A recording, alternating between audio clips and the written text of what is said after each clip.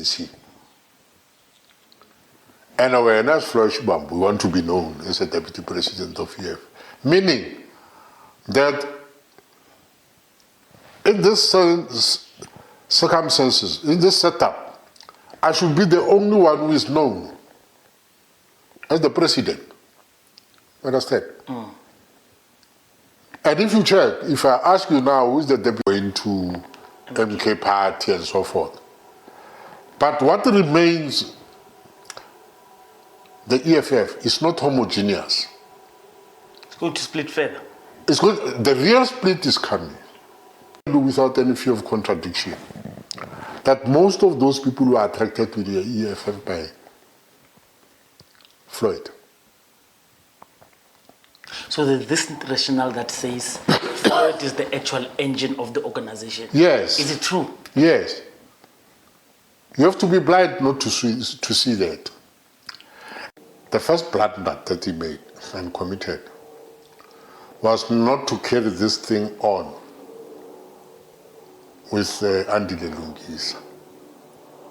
Oh. He did it at a time.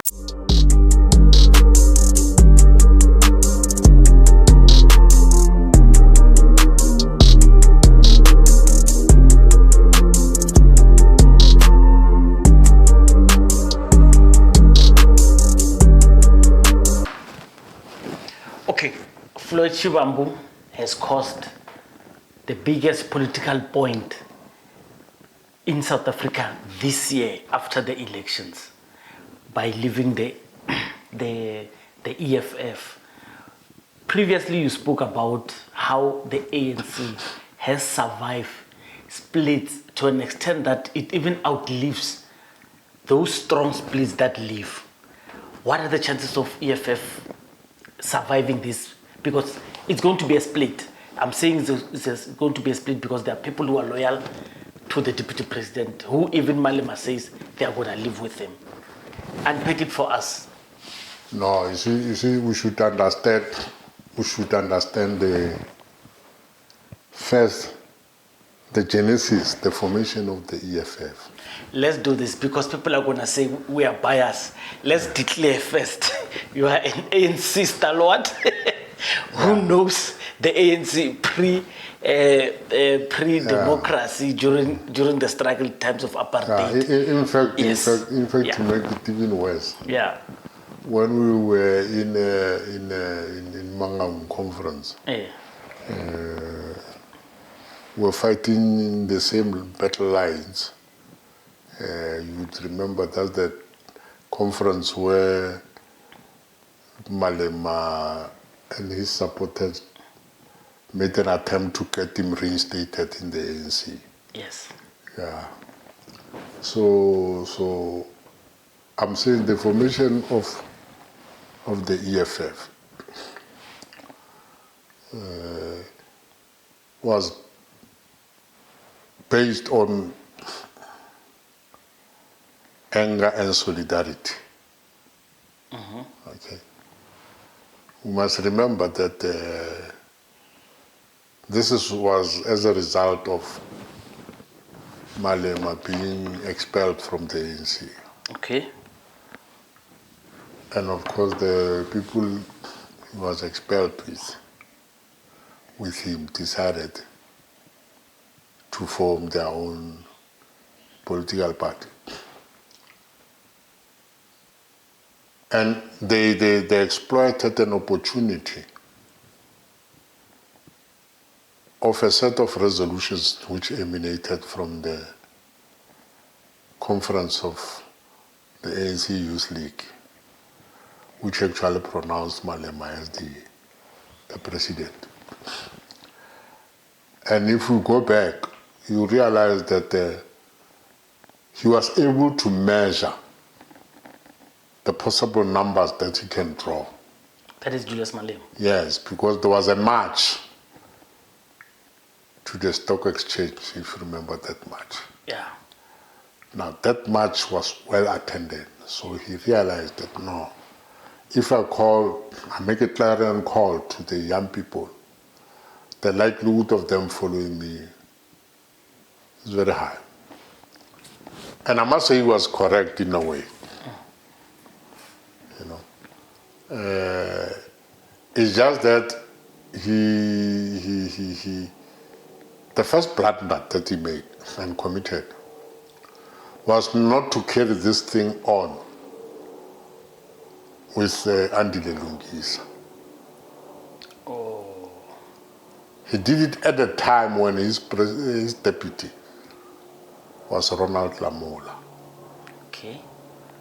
And he did not warm himself up close to Lamola. So his departure that did not create a vacuum. All right? But then in his element, in his character, you can listen to some of his pronouncements. I'm afraid of no one can do anything, and so forth. Now, you can't do that to people who have got a sense of origination,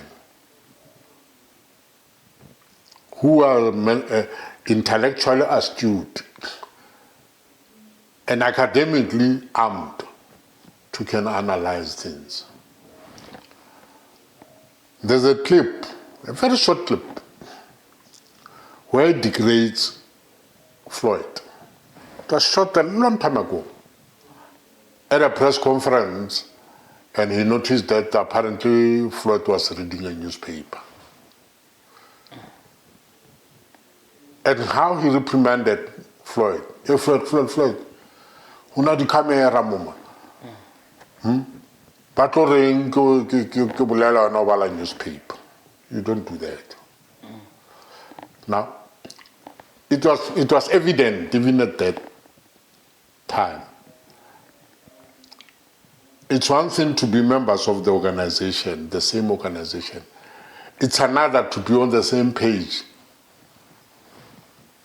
of that organization.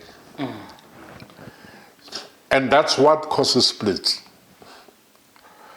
If there are two people in any organization and they don't see things through the same lens, a split is inevitable. So there have been rumblings within the EFF for many years. We know there have been rumblings.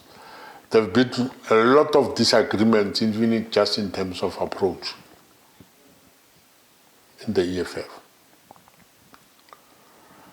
And when the EFF started attracting people who might be seen as wooden, it became a problem. It became a problem. Your Jimmy Manis, your Carney House. Your Carney House, a person that you said Carney House is the type of a person that when he calls you should not answer his calls and must tell me, must never call me again. The next thing you lead a match with him. You understand? Yeah. And then but now the question is, what role did Floyd play in all these things? I can tell you without any fear of contradiction that most of those people who are attracted to the EFF by Floyd. So there's this rationale that says Floyd is the actual engine of the organization. Yes. Is it true? Yes.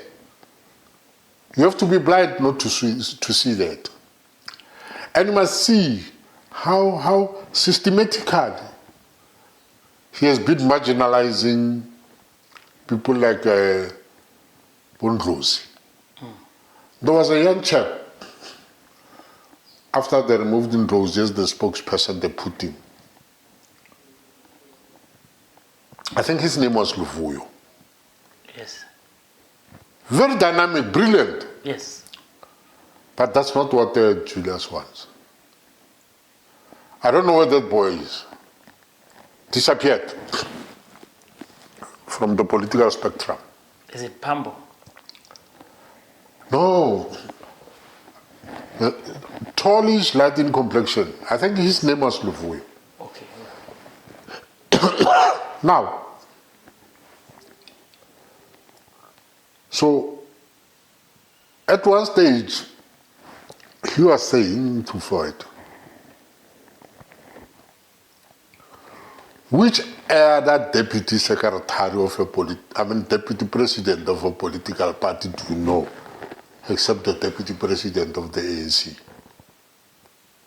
Why do you want to be known? Say it again. Which other deputy president of a political party do you know other than the deputy president of the ANC? And when as Floyd Shivambu, we want to be known as a deputy president of EFF. Meaning that in this circumstances, in this setup, I should be the only one who is known as the president. Understand?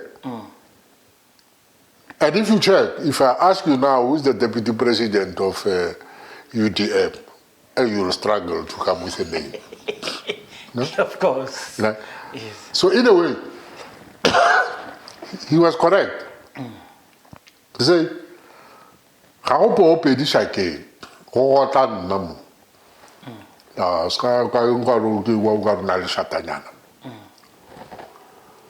therefore, okay, I don't think we have seen a split yet.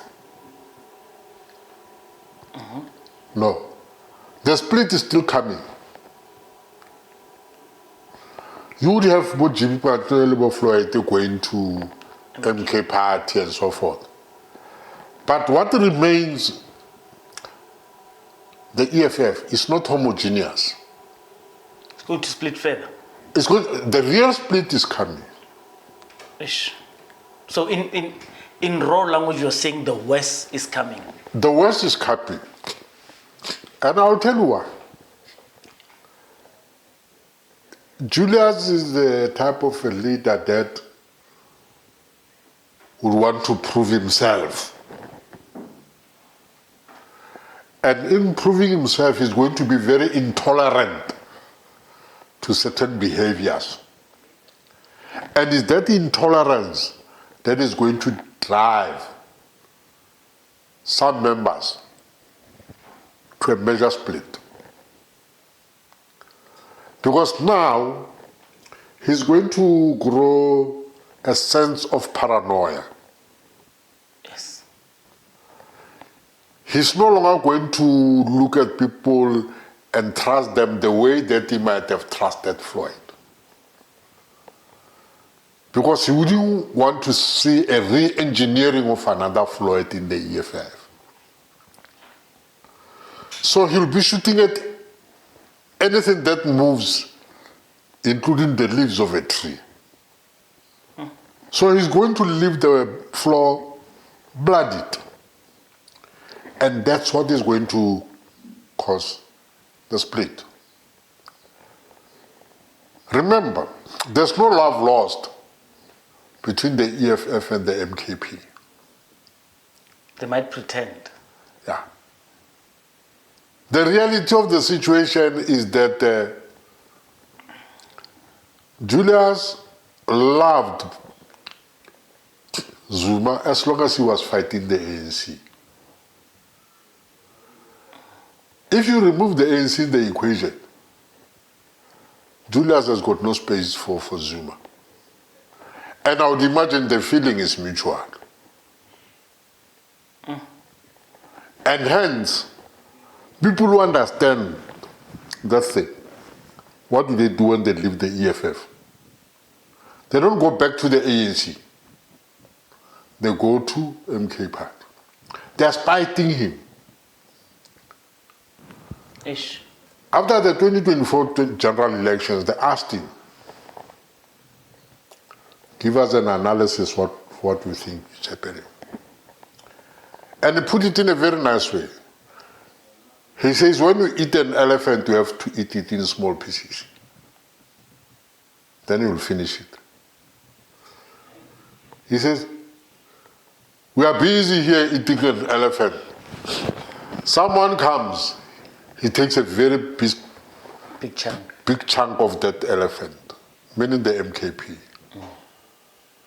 So he's clearly aware that there's this 6-month party with a phenomenal growth, instant growth. And that instant growth is not only a threat to the ANC, but it's a threat even to the EFF. But what's then going to happen is that you are going to have people who are losing confidence in his leadership. And there is going to be a three-way split. Others still have allegiance to Floyd. Others have allegiance to Julius. But there will be others in the middle. And I can tell you, you are going to see a migration of members of the EFF to the ANC. Because they know the battles they ran with Jacob Zuma. They wouldn't go that direction. And if this at home is no longer good, let me go to my parents. So you are in essence saying there are certain elements of ANC. Okay, ANC might benefit from this ruckus. If we are honest, it has started benefiting. We've seen many people crossing back to the ANC. People in leadership positions of the EFF being paraded now wearing ANC t-shirts, taking off the red t-shirts. Because what they envisage to become the EFF is not what it's turning out to be. Well and good. Much of what we are saying is very speculative, I must say. True. But you must look at trends as they develop. You must look at trends when they develop. In 1969 at Morogoro, it took Tambo to dissolve the NEC for the ANC to rebuild itself, to rebirth itself. And when it was rebirthed, they said, okay, fine, we are rebirthing the ANC, but with you, Tambo, as the leadership. We want you to lead this new ANC, this new watershed ANC. What year was that? 1969. So that's Morogoro. Morogoro, yes. So a lot of people, I mean, Hani was involved there. Yes. Ben Turok was involved. Look. Both of them must rest in peace. Yeah.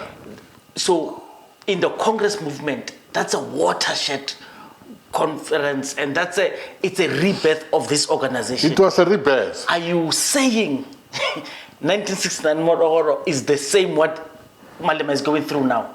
It's the same. Remember. Things will never be the same from... No, never. Remember.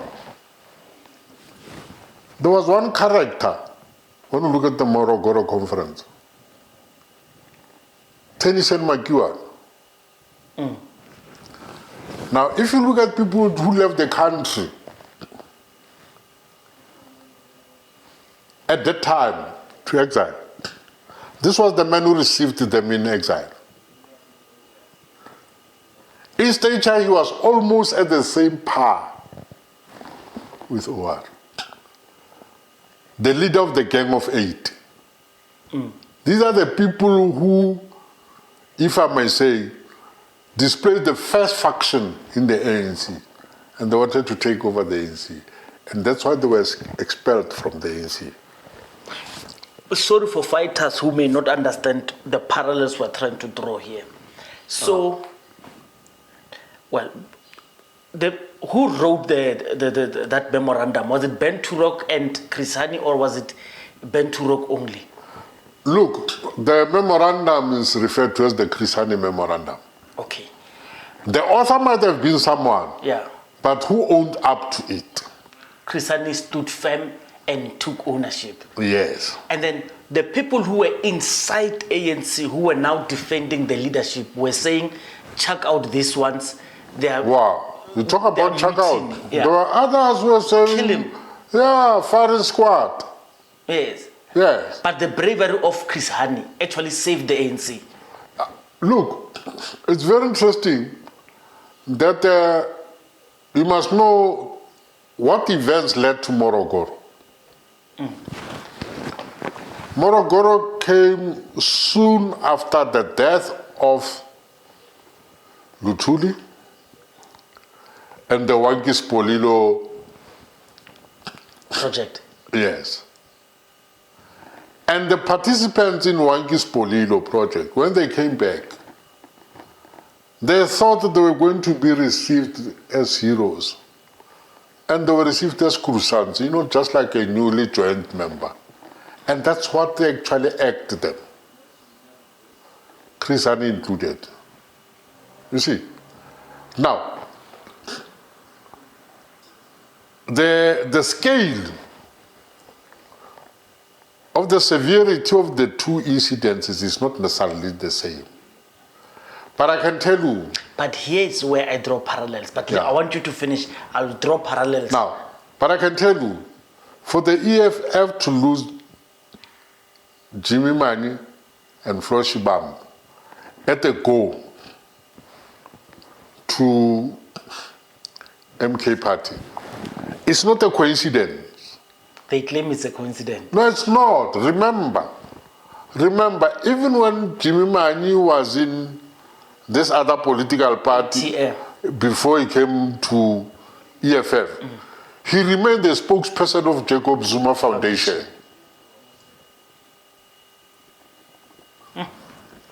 So the person closest to Zuma in the EFF remained Jimmy Mani. So the discussions must have centered around the relationship between Jimmy Mani and Floyd. But as to what the motive is, it's another story. Yes. You understand? While we are educating, we are trying to educate each other here. So the parallels I'm trying to draw, and of course you did put the disclaimer that all of this is speculation. It's speculative, yes. There were people who were saying rank and file members of the ANC in exile and in struggle and in the trenches were receiving the hardships of the raw realities of being in exile, while Tambo, and they seemed disrespectful when they said it, Tambo was living a high life, mixing with people in London, and people thought that was disrespectful. There are certain elements of people who are saying, in the EFF, of course, of which it's a speculation, they're saying Julius Malema is a living testimony of a Gushi revolutionary who does not live the life of the people he says he leads. Because every time, I'm not saying Floyd is absolved from this. Yeah. It's the same. So this is the little parallels I'm drawing. Because what going tomorrow or the way crying about was the disparity between the soft life living by the leaders and the rank and file members. Yeah. It's almost the same thing. So this is why I'm drawing the parallels. Do you have any comment on that? No. Look.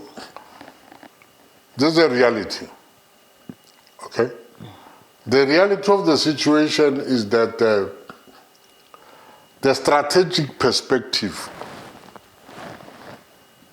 of any liberation movement and pseudo-liberation movement, nah? Pseudo would be? Yeah, people who claim to be liberation movement. These ones who just came after. Yeah, they claim many things. Yes. The strategic perspective remains one that says you are fighting for the total emancipation of the masses. Now, the masses is actually two basic motive forces. the working class, and the poorest of the poor, the rural masses. Now, if there's no meaningful change in the lives of these two very important motive forces, but there's opulence in the leadership. Huh? Yes. You go around in a belt costing 17,000 or even more. A belt. And this person goes to bed hungry. And you want this person to continue blindly following you. The minute he realizes that, but you are living a lie. I don't want to talk about buying a house in Sandton, digging it up and building a new one. Ish. And want to convince me that way now, you'll bring RDPs in Sandton. How are you going to get the land to build RDPs in Sandton? And what would you have achieved by building an RDP in Sandton? Do you need an RDP in Sandton? No, you don't. So I want to get the PR. Get the PR. And recently I've realized that this thing is getting worse. Huh? One minister was seen dishing snacks in a plate. That's not service delivery. Huh? Yeah. In the first place, those people afford to be in a plane.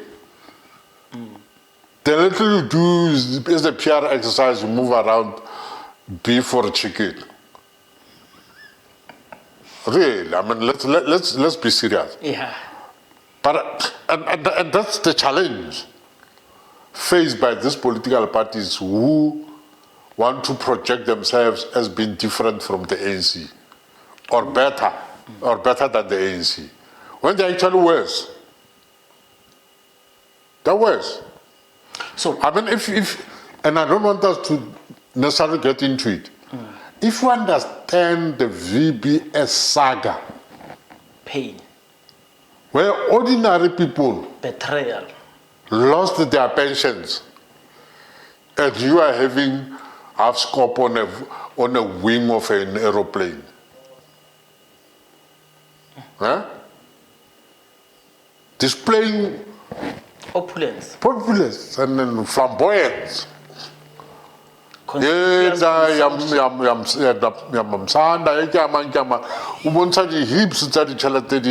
distributing. And this is real. It's not fiction. So our people can only take certain things up to a certain point. You know, I'll tell you, when Khrushchev replaced Stalin, they once asked him a question: why were you guys unable to reprimand Stalin?